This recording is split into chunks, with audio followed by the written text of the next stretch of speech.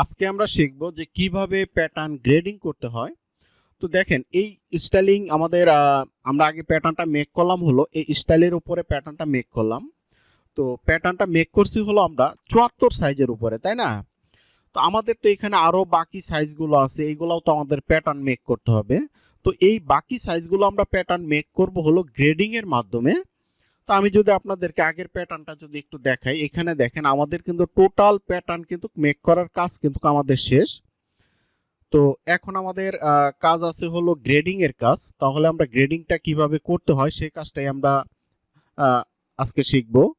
তো গ্রেডিং করার আগে গ্রেডিং এ যে প্রথমে যে কাজটা আছে সেটা হলো যে আমাদের কোন সাইজের কতটুক করে গ্রেডিং আছে সেই গ্রেডিংটা তো বের করতে হবে। তো আপনারা যদি আমার আগের কোনো স্টাইলের যদি প্যাটার্নটা দেখে থাকেন তাহলে আপনারা জানেন যে আমি কিন্তু আপনাদেরকে সবসময় চেষ্টা করি যে প্রত্যেকটা সাইজের কিভাবে গ্রেডিংগুলো বের করতে হয় এই কাজগুলো কিন্তু আমি খুব সুন্দরভাবে বের করে কিন্তু আপনাদেরকে আমি দেখাই, কারণ যেন আপনারা কাজটা খুব ভালোভাবে বুঝতে পারেন। তো আজকেও ঠিক আমি ওইভাবেই কাজগুলো আপনাদেরকে দেখাবো। তাহলে আপনারা একটু ধৈর্য সহকারে ভিডিওটা দেখতে থাকেন। আচ্ছা, তাহলে আমরা এইগুলা হাইলাইট করছিলাম হলো প্যাটার্ন মেক করার সময়, কারণ আপনাদের আমি সবসময় চাই যেন আপনারা কাজগুলো খুব ভালোভাবে ক্লিয়ার মতো বুঝতে পারেন। এই কারণে মূলত আমি কিন্তু এই হাইলাইটগুলো করি। তো আজকে গ্রেডিংগুলো বের করব। গ্রেডিংগুলো বের করার জন্য আমার তো একটা করে সেল নিতে হবে, তাই না? কারণ আমি সেল নিব হলো যেন আমি যে একটা করে সেল নিলাম এই সেলের ভিতরে আমি দেখাবো যে গ্রেডিংটা কিভাবে বের করতে হয়। এই কাজগুলোই তো আমি আপনাদেরকে দেখাবো। তো আসলে আমি কাজগুলো একটু সময় নিয়ে কাজগুলো করি। কারণ হলো সময় নিয়ে কাজগুলো করার কারণ হলো যে একটা জিনিস যদি আপনি ভালোভাবে বুঝতেই না পারেন তাহলে আপনি কাজ করবেন কিভাবে, তাই না? এই কারণে আমি চেষ্টা করি যে প্রত্যেকটা অপশন যেন আমি আপনাদেরকে খুব ভালোভাবে বুঝাইতে পারি। তো আপনারা অবশ্যই আমার ভিডিওগুলো আপনারা একটু ধৈর্য সহকারে দেখবেন, তাহলে আপনারা বুঝতে পারবেন যে প্যাটার্ন কত সহজে প্যাটার্ন মেক করা যায়।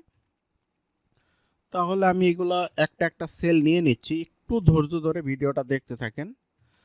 আর আমি আপনাদেরকে সবসময় একটা কথা বলি যে আপনারা প্রত্যেকটা পর্বই আপনারা দেখবেন, কারণ দেখা গেছে যে যদি কোনো পর্ব যদি আপনারা গ্যাপ দেন তাহলে কিন্তু দেখা গেছে ওইখানে কিছু গুরুত্বপূর্ণ কাজ থাকতে পারে, তো সেটা তো আপনারা মিস করবেন, তাই না? তো ঠিক আছে, আপনারা একটু ধৈর্য সহকারে ভিডিওটা দেখতে থাকেন। আমাদের কিন্তু একটা করে সেল নেওয়ার কাজ কিন্তু শেষ। এখন আমি এটাকে একটু হাইলাইট করে দিব। হাইলাইট করে দিব এই জন্যই যেন আপনারা আরও ভালোভাবে বুঝতে পারেন। এই যে দেখেন আমি কিন্তু একটা একটা করে সেল কিন্তু এই যে হাইলাইট করে দিতেছি, আর একটা আমি হাইলাইট করতেছি না। তাহলে আপনারা বুঝতে পারবেন যে এটা জিনিসটা ক্লিয়ার বোঝা যাবে যে চেস্টের গ্রেডিংটা এইটা, তারপরে হিপ অ্যাট টপ এই মেজারমেন্টটা, এই জিনিসগুলো আপনারা যেন ক্লিয়ার মতো বুঝতে পারেন। আমি এই কারণেই এইভাবে কাজগুলো করার চেষ্টা করি। আর আমি সব সময় চেষ্টা করি যেন ভিডিওগুলো একটু ছোট ছোট করে ভিডিওটা বানানো যায়, কারণ হলো ভিডিও বড় বানালে আসলে বুঝতে অনেক সমস্যা। দেখা গেছে আমি একটা ভিডিও যদি আধা ঘন্টা 40 মিনিট 1 ঘন্টা যদি একটা ভিডিও বানাই, সেই ভিডিও দেখে আপনারা আবার দেখা গেছে সেই ভিডিওর উপরে যদি আপনারা চর্চা করেন আপনাদের কিন্তু মনে থাকবে না, কারণ একটা যদি আধা ঘন্টার একটা ভিডিও 30 মিনিটের একটা ভিডিও আপনারা একবারে মনে রাখতে পারবেন না। কারণ এই কারণে আমি চেষ্টা করি যে ছোট ছোট ভিডিও বানানোর জন্য। আর ছোট ছোট ভিডিও বানাইলে হয় কি, দেখা গেছে 5 মিনিট 7 মিনিট 10 মিনিট একটা ভিডিও বানাইলে এটা কিন্তু আপনারা মনে রাখতে পারবেন। তো আপনারা দেখেন আমাদের কিন্তু মোটামুটি হাইলাইট করার কাজ শেষ। এখন আমরা গ্রেডিংটা বের করব।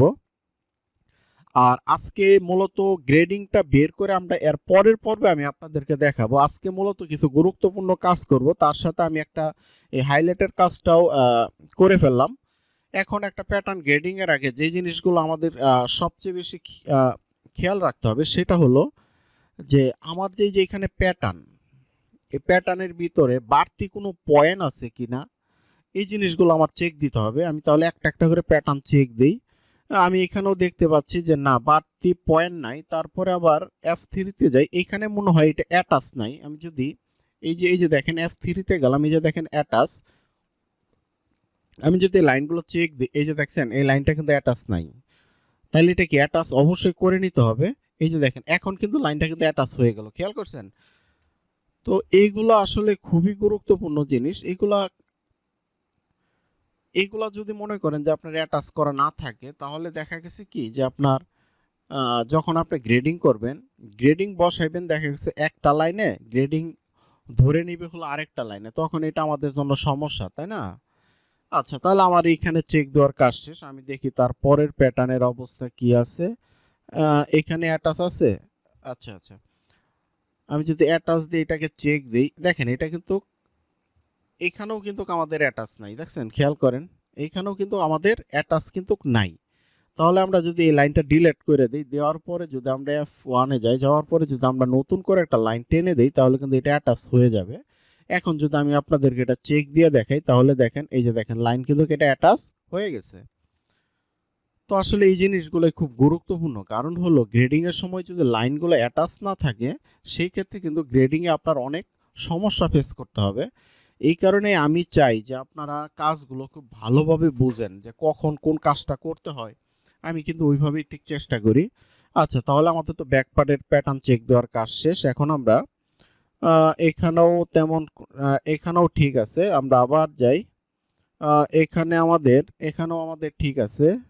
তারপরে এখানে আমাদের একটু অ্যাটাচটা দেখি যে ঠিক আছে কিনা। হ্যাঁ, এখানেও আমাদের ঠিক আছে। তাহলে আমরা দেখেন মোটামুটি কিন্তু আমাদের প্যাটার্ন, টোটাল প্যাটার্ন কিন্তু আমাদের চেক দেওয়ার কাজ কিন্তু আমাদের কি শেষ। তাহলে আমরা আজকে কি শিখলাম যে কিভাবে একটা গ্রেডিং করার আগে আমাদের প্যাটার্নগুলো কিভাবে চেক দিতে হয়, এই কাজগুলো শিখলাম। তারপরে হলো এখানে আমি সেলগুলো কালার করেও আমি আপনাদেরকে দেখাইলাম। আসলে এটা আপনারা বলতে পারেন যে আমাদের তো এটা এই মুহূর্তে প্রয়োজন নাই। আসলে প্রয়োজন নাই বললে হবে না, অবশ্যই প্রয়োজন আছে। দেখা গেছে আপনারা একটা সময় দেখা গেছে এক্সেলের উপরেও কাজ করবেন, সেটাও তো আপনাদের জানা দরকার, তাই না? তাহলে ঠিক আছে, আজকে আমরা এই পর্যন্তই রাখলাম। আমরা এর পরের পর্বে শিখবো হলো কিভাবে গ্রেডিংগুলো বের করতে হয়।